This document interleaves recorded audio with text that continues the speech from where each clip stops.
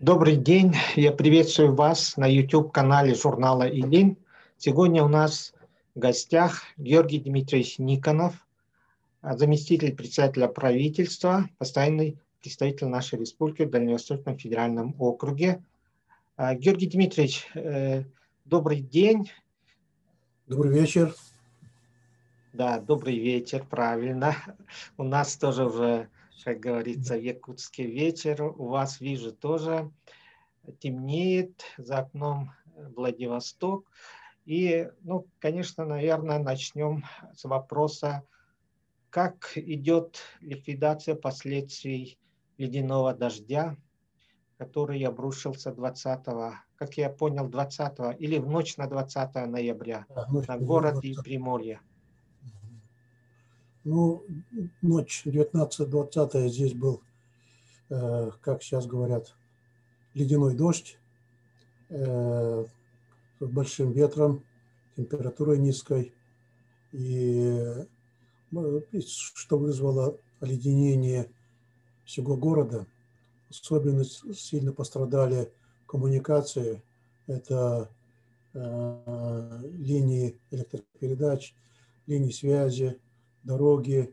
И поэтому с этого уже 6-е сутки идут работы по ликвидации этих аварий. Но она еще не до конца это сделано. Но много народу до сих пор живет без света, без тепла, без воды, особенно в окраинах. Но и здесь газа нет, как в Якутске, и поэтому в основном народ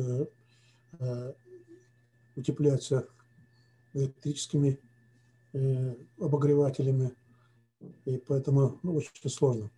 На улицах, районах, пострадавших наиболее от этой стихии, открыты полевые кухни армейские, в школах, в культурных центрах и других организациях горячее питание.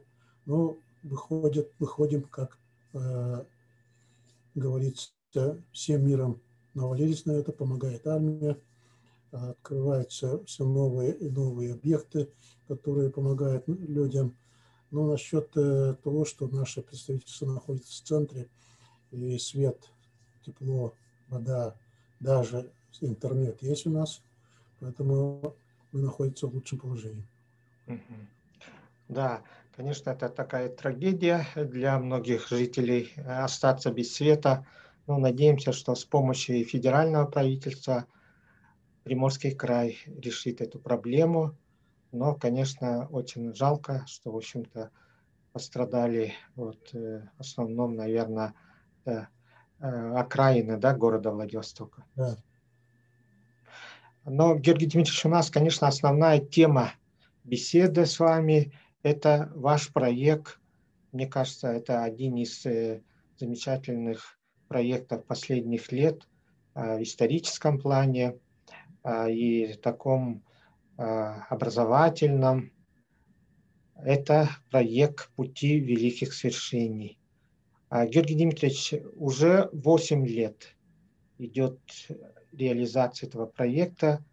Вот что послужило толчком к созданию этого проекта? Пожалуйста. Ну, прежде всего, наш проект более известен, больше народу благодаря своим изданиям, эти 6 томам «Пути великих свершений», которые мы начинали в 2012 году. Но работа началась, как всегда, чуть раньше над книгой. Это был год юбилея вхождения республики в состав России. И под это дело мы решили показать историю освоения Дальнего Востока через призму города Якутска и Якутии.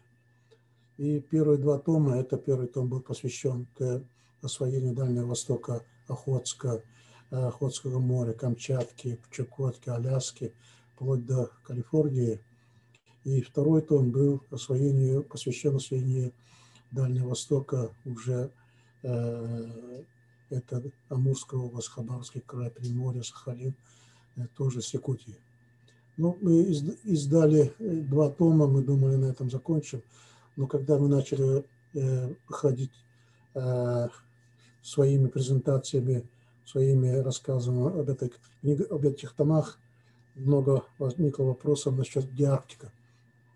И оказалось, что Арктика, благодаря тоже нашим предкам, в основном все земли Восточной Новой Земли, островов Новой Земли, острова, заливы, моря, реки, океаны, все были открыты с Якутска.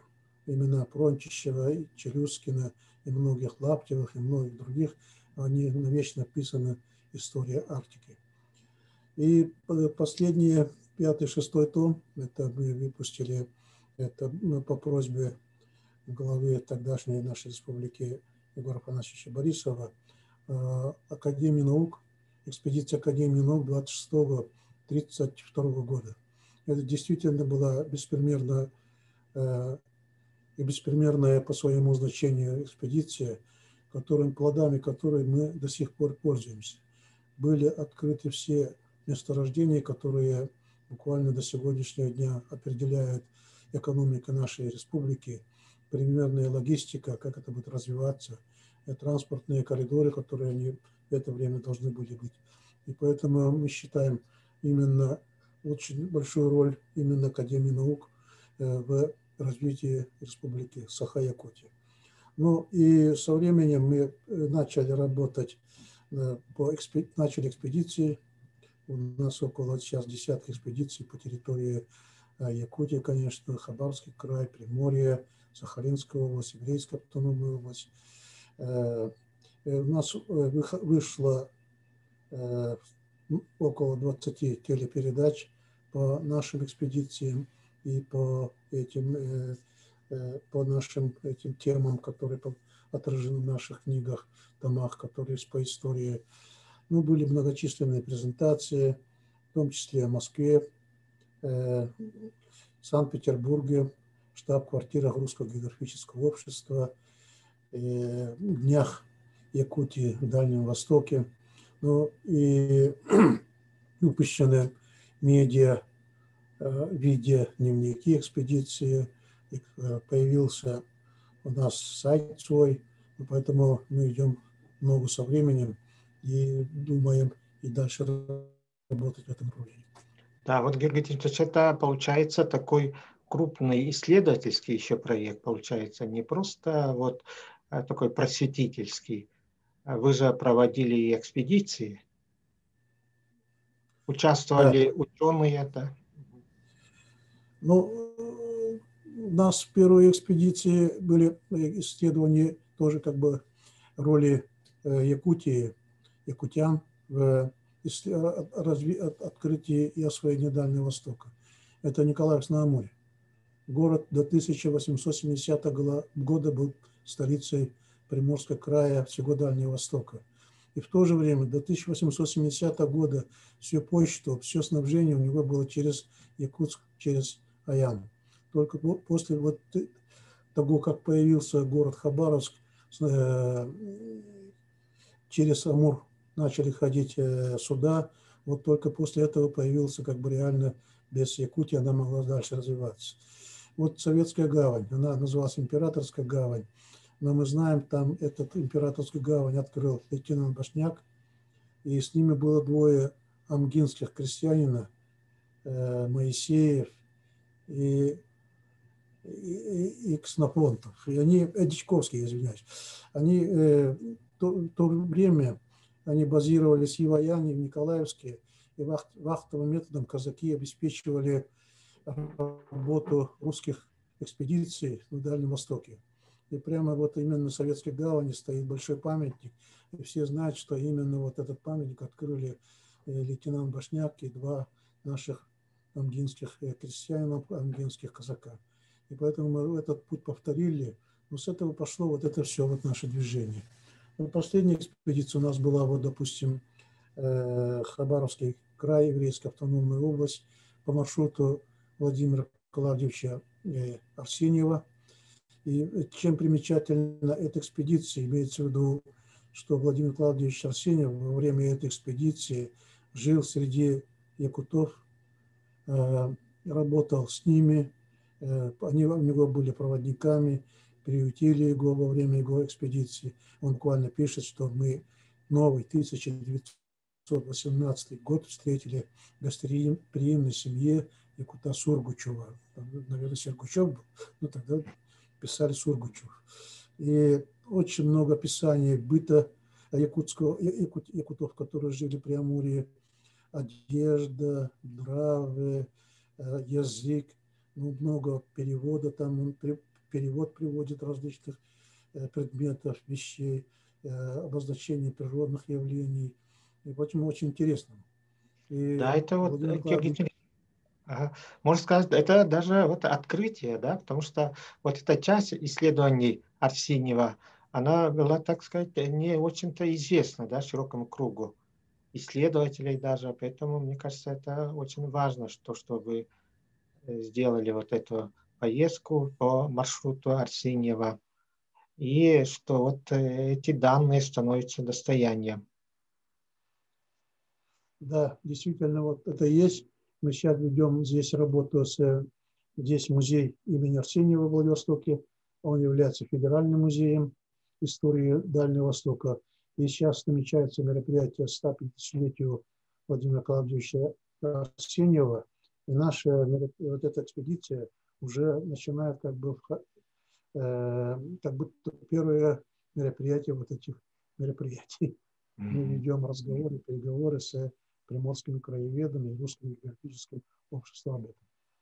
Да, вот вы же привлекли к участию в ваших экспедициях, в целом проекту многих исследователей Дальнего Востока, вот и музей Арсеньева, в том числе, конечно, и наши институты, да, гуманитарных исследований участвовали. Это замечательно то, что вот проект собрал столько различных институтов, исследователей. Вот ваши планы на будущее, на 2021 год. Но сегодня 20-й год во дворе, 22-му году будет столетие Якутской АСР, государственности нашей, якутской первой нашей государственности. И наши мероприятия посвящены будут к этому событию. Будет переиздание 6 томов этих путей великих свершений, еще раз в этом который будет переосмысливаться к 2022 году. И мы намечаем, тоже предложили и планируем провести экспедицию, которая будет называться «Пути великих свершений 21 век». Имеется в виду, мы бы хотели по всем нашим субъектам округа, начиная с Чукотки, кончая Забайкальем и Бурятией, показать, что было сделано в 21 веке, это с 2000 года, за 20 лет. Это действительно очень много сейчас вот этих объектов, примечательных вот этих достижений. Это мосты, терминалы, заводы, вот космодром, который сейчас построен и дальше развивается в Амурской области. Вот такие вещи в позитивном стиле мы бы хотели показать, что происходит в Дальнем Востоке. Это будет поездка, мы думаем, привлечением тоже, как вы заметили, ученых, привлечением писателей, привлечением журналистов, которые вот это дело осветили во время движения, ну, сейчас, как говорят, конвергентная группа. И мы насчитали где-то 15 продуктов, которые должны выдать эта экспедиция. Это блоги, это лайв-журнал, это выпуски различных вот этих Фейсбуке, Инстаграме своих этих самых. Ну и конечным счетом мы хотели к 2022 году выпустить «Пути великих свершений 21 век» к столетию Якутии, об этом событии, что сделано в Дальнем Востоке в 21 веке, как бы 7-й том «Пути великих свершений». Ну, конечно, там будет львиная доля то, что сделано в Якутии. Мгм. А вот, Георгий Дмитриевич, вот за эти годы, за эти 8 лет, вот какие отметили вы, ну, которые можно как расценить как научное открытие? Вот кроме того, что мы Арсеньева упомянули, да? Ну, все-таки мы смотрим пути великосовершения, историю через призму, как я сказал, Якутии, через Якутск, как развивались события. И она стала проектом как систематизация, обобщение истории в глобальном процессе расширения России в огромных просторах Сибири и Дальнего Востока. Вот все стало на свои места, как говорится, когда мы смотрим через Якутск, через Якутию, через ее роль. И очень интересно, мы еще в то же время смотрим эту роль якутян, которые коренных жителей в освоении этой истории. Вот Сахалин, и там у нас оказывается первый открыватель сахалинской нефти Филипп Павлов, якут, который в 1879 году задокументировано, что он открыл вот эти нефтяные месторождения.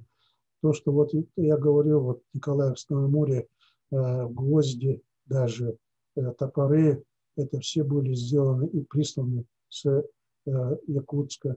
Мы во время ездили одной экспедиции в Чумикан, мы встречались с жителями, которые до сих пор говорят, это Тугуро-Чумиканский район Хабаровского края, разговаривают до сих пор на якутском языке, еще не забыли свои традиции, язык. Вот экспедиция, которой мы ездили по следам Арсеньева. Мы в поселке Довардом встретили Антонину Колесову, которая начала с нами разговаривать чистым якутском языке. Она никогда не была в Якутии, никогда не ездила в наши края, но она тоже знает, сохранила и гордится нашей Якутией. То есть они сохранили язык и культуру, да, вот, хотя еще давно, как говорится, оторвались от Якутии, или они жили там традиционно, Да, примерно. Якутии, Ага. но они как бы в те времена вот показывают, до каких мест вот было, жили наши земляки именно в развитии, вот забросила история в развитии России, как они шли вместе со всеми первооткрывателями по местам, которые остались жить в настоящее время. Угу. То есть Якутск не зря называли форпостом, да, освоение Дальнего Востока, Восточной Сибири. И вы вот именно этим проектом как раз это наглядно показываете. Да, вот это то, что все примерно знают, что есть Дальний Восток, открывалось и осваивалось Якутска. Но как-то у нас получалось в начале, когда мы начали этот проект, допустим, история Камчатки. Там откуда-то приплывает Беринг, бухта открывается, вот это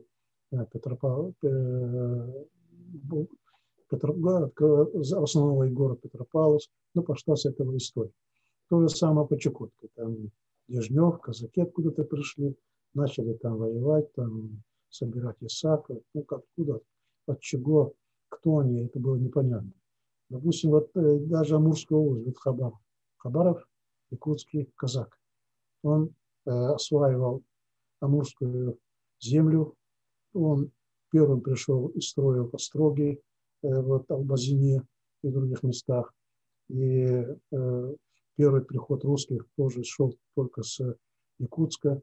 Но это как бы тоже воспринималось, что казаки шли, и все даже понимают, вот даже когда был спор, а где был Иркутск, а где был Хабаровск, такие вопросы задавались. Но в то же время, вот когда начинаешь объяснять, Иркутска не было, Хабаровска не было, других городов не было, Благовещенска не было. Да, действительно, оказывается, только Якутск – это именно форпост России на Дальнем Востоке. Ну и получается, что в какой-то степени якутяне с помощью якутян открыли такую Тихоокеанскую Россию. Вот недавно в Владивостоке прошел фестиваль «Литература Тихоокеанской России». И мне кажется, вот там тоже поднимали очень интересный вопрос. Культурный код Дальнего Востока. Да, вот обсуждали представители различных отраслей, представители регионов. Вот как вы бы прокомментировали этот вопрос? Культурный код Дальнего Востока. Что нас объединяет? Ну, Дальний Восток – это 1/3 России. Это очень большие территории, где живет очень мало народу. Но и действительно то, что Дальний Восток сплачивает, объединяет именно вот культура, дружба всех народов, которые живут на Дальнем Востоке. И Якутия занимает половину Дальнего Востока по своей территории.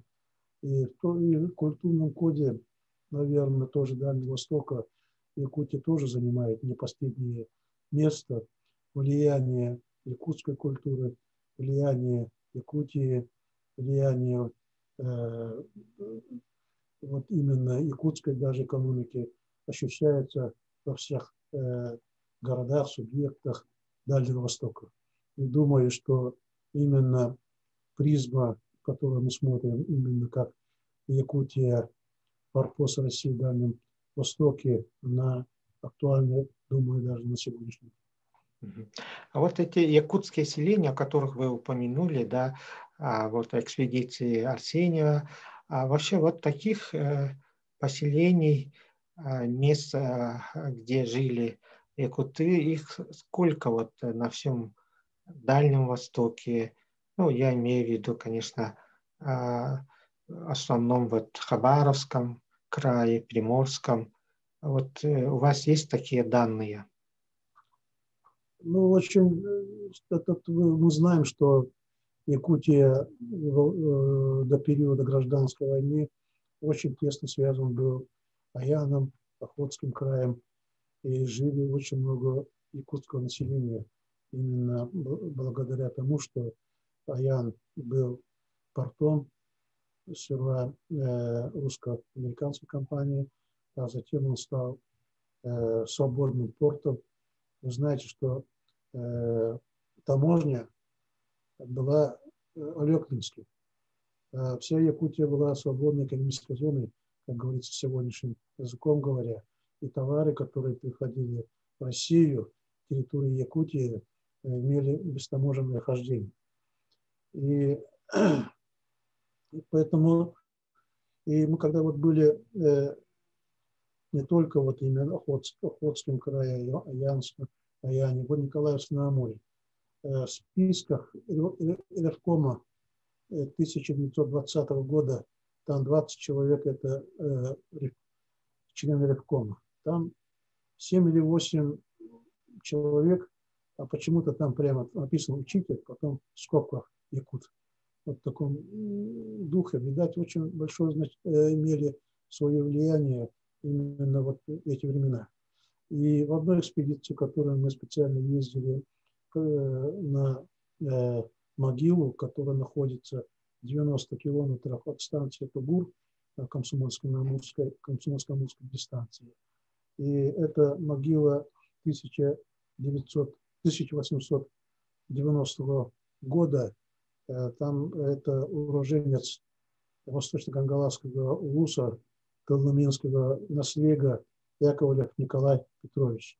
И буквально могила очень богатая, и она находится в глухой тайге и находится в таком месте, где вот это мало кто сейчас ходит. Но предполагается, что в те времена наш знаменитый Никифоров, Даниил Таховла, занимался золотодобычей в Дальнем Востоке. И Коломенский наследник – это его родной наследник. Мы думаем, наверное, это был какие-то его сподвижники, его люди. И в этом плане, что якутяне, якуты, Вот мы знаем, что Бодайбо было очень много, вот, когда Ленинское острова и так далее. В Амурской области по всей границе. И вот Хабаровский край, Николаевск на Амуре, вот, видать, якуты жили в таких краях. Но и они жили еще, вот мы видим в примере Филиппа Павлова и Сахалина. Поэтому очень большой, как говорится, ареал, или как сейчас принято говорить, место, где жили наши земляки и наши люди. Георгий Дмитриевич, а вот если в сегодняшнем дне вот в Дальнем Востоке сейчас, наверное, большинство якутян это студенты. Или еще есть ну, работающие в разных сферах якутяне, или как вот? Ну да, действительно, в Дальнем Востоке якутская диаспора – это молодежь.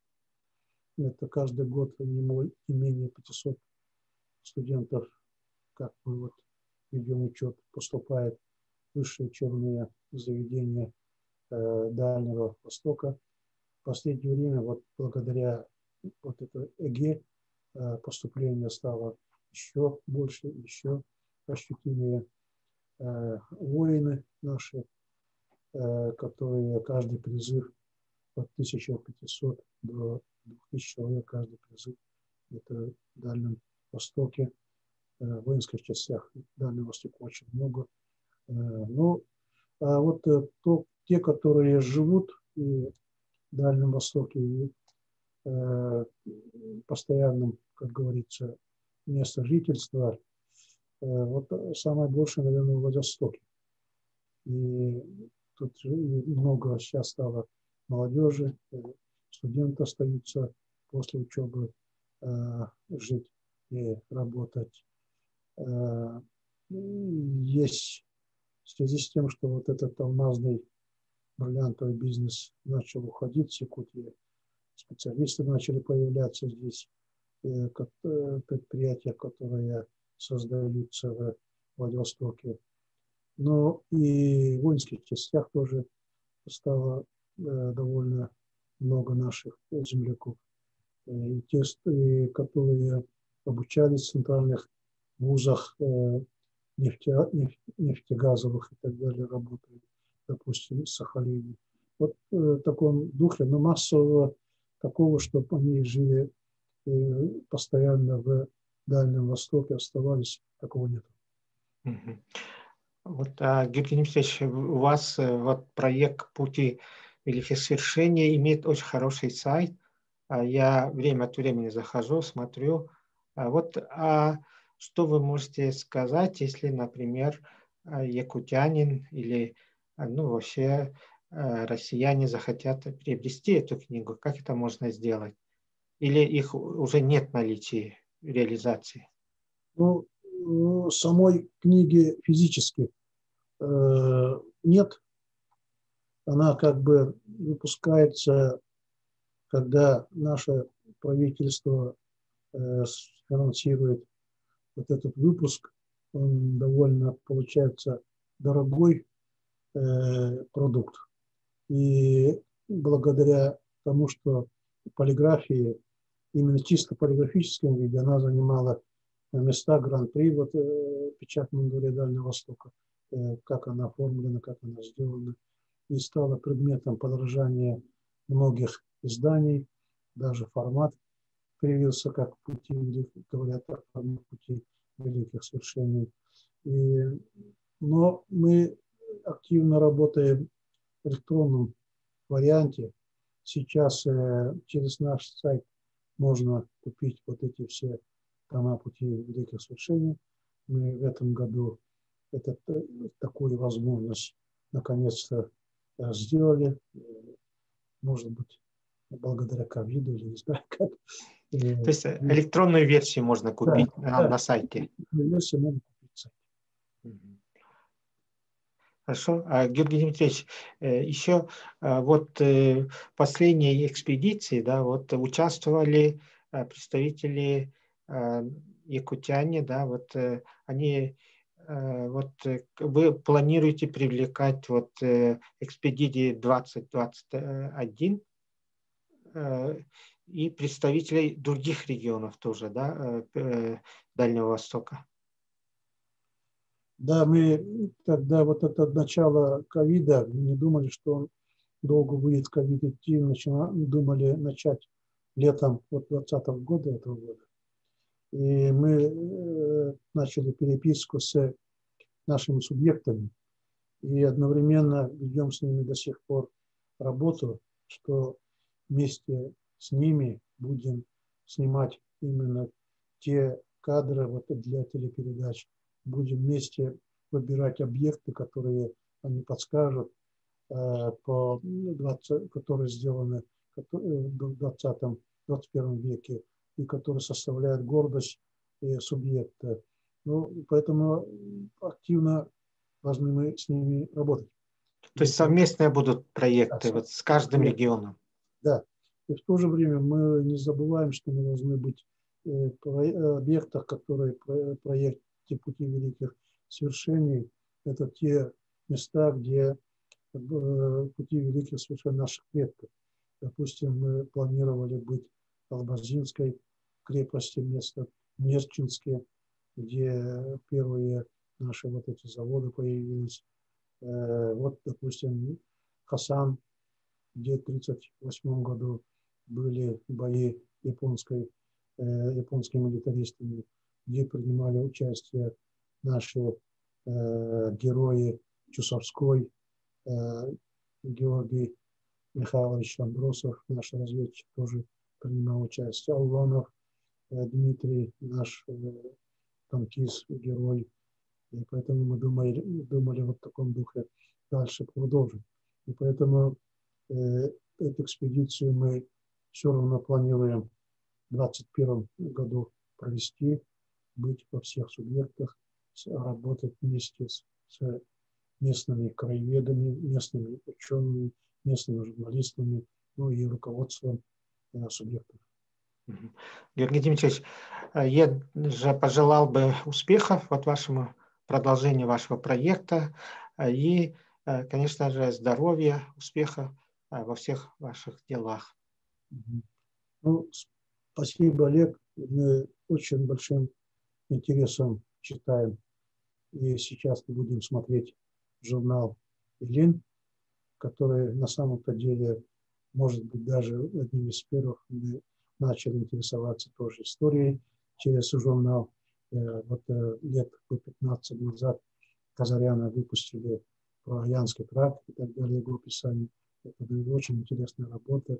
И мы думаем, вместе будем дальше сотрудничать, работать во благо нашей Якутии, во благо нашей России.